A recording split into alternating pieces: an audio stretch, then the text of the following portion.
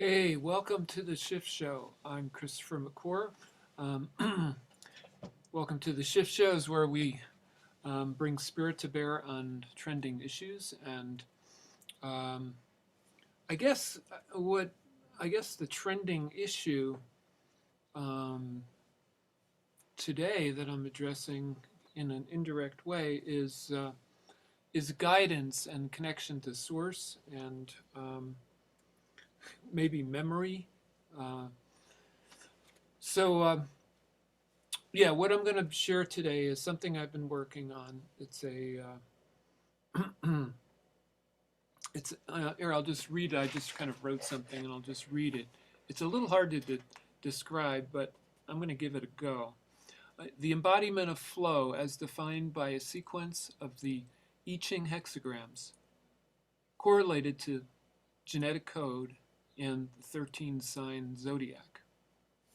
So and it's called Walking Oracle. So I'm just going to share my screen. I only got a little time here, and I'm just going to take a stab at this and see what I can impart to you. So, like I said, it involves the I Ching. The I Ching is 64 hexagrams, and there is lots of evidence. In fact, I'm reading a book right now. It's called The I Ching and the Genetic Code. Um, the correlation between the I Ching hexagrams and genetic code, the codons. And there's a particular sequence. It doesn't just go 1, 2, 3, 4. It goes 25, 17, 21, 51, 42, so on and so forth.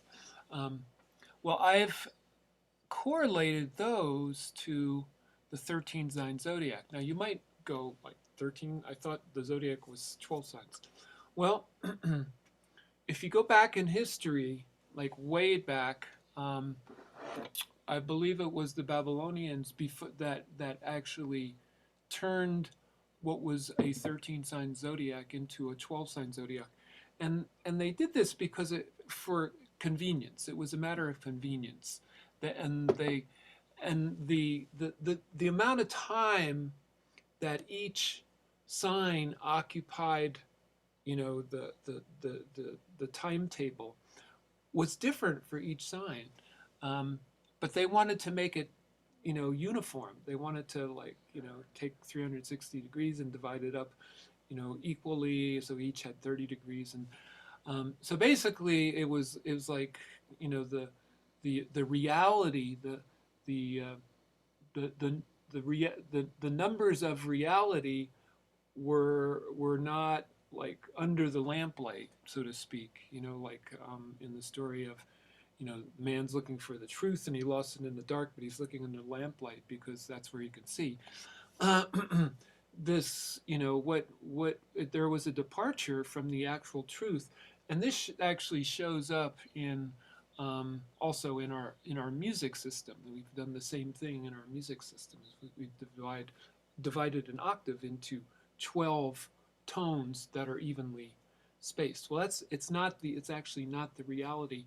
Um, so what I've done is I've created I've I'm developing a way of embodying this information. And the way it's the 13 sign zodiac, the zodiac to begin with corresponds to different parts of the body: the head, Aries head, Taurus neck, Gemini shoulders and arms and hands, Cancer the chest.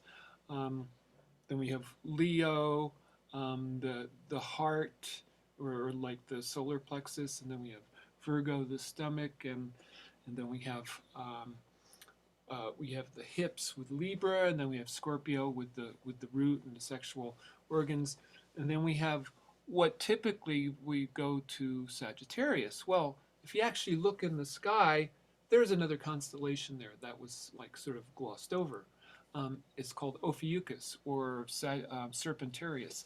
So and in the 13 sign zodiac, what's next is actually Serpentarius, and then comes which is the thighs, and then comes Sagittarius with the knees, and it's like that's the body part that was left out in the 12 sign zodiac is the knees, and the knees are like a huge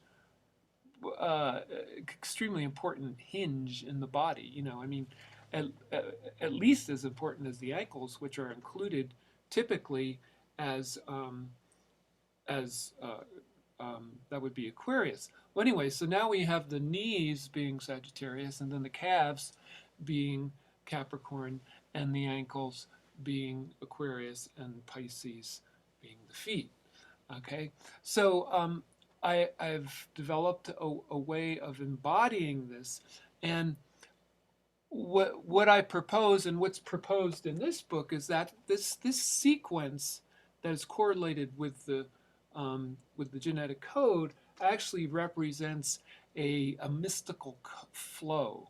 That there's a natural flow in the universe, and and when you follow this flow, that information, that experiential attention or focus will actually benefit you and your life.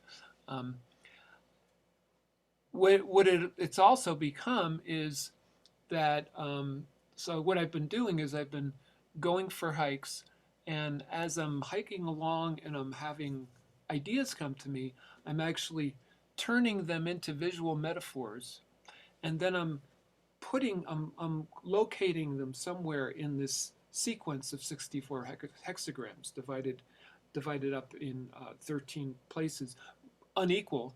There's like the head one has 5, but then the neck one has 8, and then the Gemini, the shoulders has 6, and then we go to 4, and then we go to 7, and then the stomach or Virgo has 9, and then 5 for the hips for Libra, and then only 2 for Scorpio. If you look in the timetable, Scorpio only occupies, in the constellations, it's only 7 days.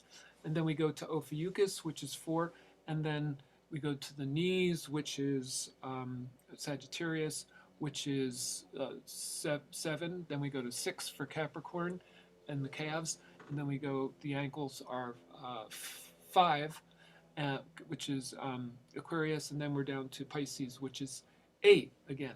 So so those hexagrams get located in there. So the ideas through metaphors get put in there, and what happens is that we create a memory palace. And what I'm doing is I'm collecting that information, and then I'm writing down these metaphors in a kind of like a dreamlike story, and I call it reverse dreaming. And so there's an input. That's the input to the system is these ideas, whatever information you want to put in. But then there's what comes out of it, from that sequence, which is a kind of guidance. And so that is basically. I'm going to stop my share now. That's basically what I'm working on. It's called Walking Oracle, and the sort of like the first sort of utilization of this is what I call reverse dreaming. So anyway, how this relates to shift is that this is, it's creating a direct link with source. That's the hypothesis. It's a direct link with source, and it's of course it's developing the memory. And it's creating a memory palace for information to be stored, but it's also creating a way to be guided through this identification with source. So thanks for listening, and there'll be more on this topic in the future.